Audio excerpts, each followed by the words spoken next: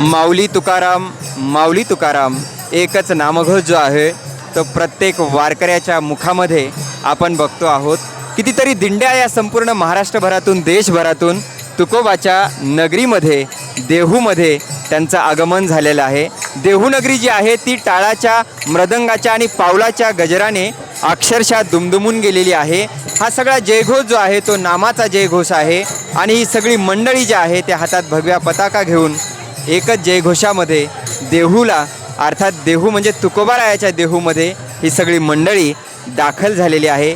हजारो अशा दिंड्या ज्या आहेत त्या देहू नगरीमध्ये येत आहेत आणि आत्ताच थोड्या वेळापूर्वी मामाचा जो वाडा आहे म्हणजे तुकाराम महाराजाची जी पालखी आहे ती या वाड्यामध्ये दाखल झालेली आहे आणि हजारो अशी वारकरी मंडळी जी आहे ती आज देहू नगरी जी आहे ती अक्षरशः वारकऱ्यांनी दुमदुमून गेलेली आहे. टाळांचा गजर आहे, भक्तिमय हे सारं वातावरण आहे.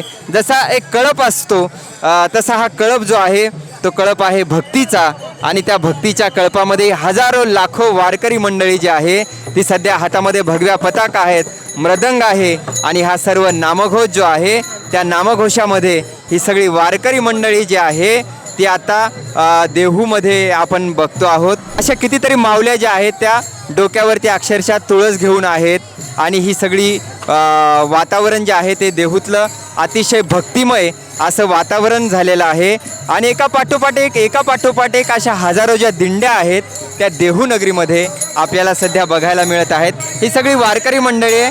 काय भावना आहेत मनामध्ये हा जल्लोष बघून? फक्त नामघोष आहे मुखामध्ये. काय वाटतं बाबा? नामघोष, फक्त नामघोष. आनंदवारी आहे.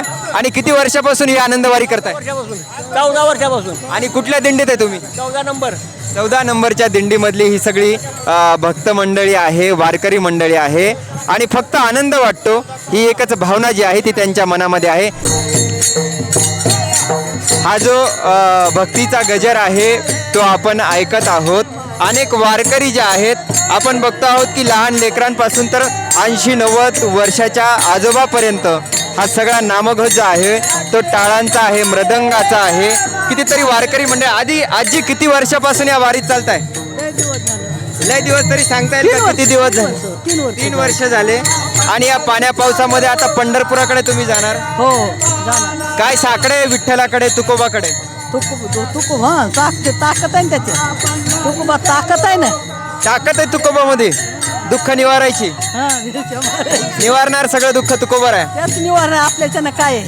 आपल्याच्याने काय होतं सगळं दुःख जे आहे ते तुकोबाराय निवारणार आहे. आपण बघतो आहोत की कितीतरी वारकरी जी मंडळी आहे ती सगळी या भक्तिमय वातावरणामध्ये. आपण पुढे बघतो आहोत की तुकोबारायाच्या गाभाऱ्याकडे मंदिराच्या त्या मुख्य दर्शनासाठी सुद्धा मंदिरात या हजारो दिंड्या ज्या आहेत त्या जाताना आपल्याला दिसतात. बाबा किती वर्षापासून ही वारी करताय? मी कमीत कमी 7-10 वर्षापासून वारी करतो. 10 वर्षापासून वारी करताय आणि काय आनंद आहे आता? मला असा आनंद वाटतंय की 1 वर्षापासून केव्हा आषाढी एकादशी येईल आणि केव्हा मी पंढरीला जाईल आणि केव्हा त्या पांडुरंगाचं मुखदर्शन पाहिल. आषाढी कार्तिकी विसरू नको मज. आषाढी कार्तिकी विसरू नको मज. ह्या भावना ज्या आहेत त्या सर्व वारकऱ्यांच्या आहेत आणि एकच वातावरण आहे, एकच जयघोष आहे तो म्हणजे फक्त ज्ञानोबा माऊली तुकाराम, ज्ञानोबा माऊली तुकाराम. कॅमेरामन शंकर शिंदेसह मी गणेश आघाव, देहू.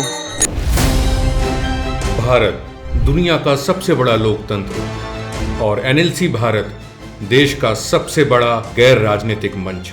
शक्तिशाली लोकतंत्र के लिए राहुल कराट का सार्थक कदम. मुंबई में हुआ ऐतिहासिक प्रथम राष्ट्रीय विधायक सम्मेलन.